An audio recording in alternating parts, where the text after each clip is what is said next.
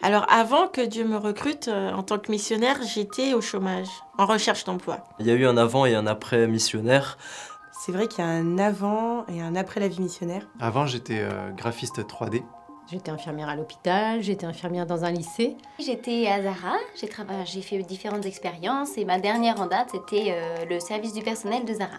J'avais décidé de me reconvertir professionnellement, me reconvertir dans l'informatique. Avant d'être bénévole, c'était un petit peu compliqué, pas déjà pour moi parce que je sortais déjà de problèmes de santé, donc le temps de m'en remettre. Pour moi, être bénévole, c'était pas vraiment dans mes idées. C'était plutôt le contraire, quoi. J'étais un petit peu contre. Et un jour, suite à mon changement d'église, l'église d'Ozoir, à la Ferrière, j'ai reçu un mail. Dans la boîte, je regarde. Et c'était marqué qu'ils cherchaient des bénévoles pour travailler pour Joss Meyer. Alors la partie d'avant, bien sûr, déjà j'étais déjà marié, on avait déjà notre premier enfant Josué, et puis donc je travaillais pour Michelin avant, donc j'étais dans une société de services informatiques en tant qu'ingénieur web, et j'ai travaillé pendant 4 ans pour Michelin, et donc c'est sûr que ça change entre faire des sites pour vendre des pneus et faire des sites web pour amener les gens à Jésus et leur permettre de grandir dans leur foi, donc c'est sûr que c'est un grand changement. C'est spécial parce que je me suis toujours sentie en mission.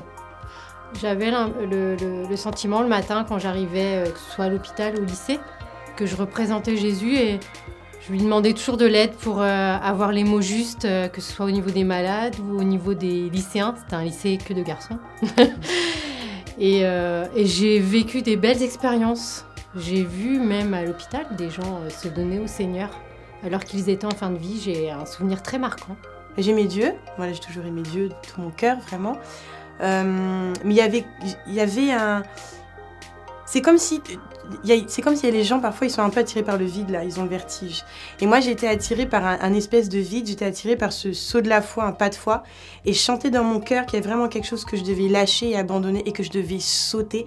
Et j'étais comme attirée, en fait, par ce saut de foi, ce pas de l'audace. J'étais attirée par ça. Et quand je suis vraiment entrée dans la vie missionnaire, déjà, j'ai fait un pas de foi énorme, parce que c'est comme un pas de foi. Ça demande de l'audace, du courage, de la confiance en Dieu.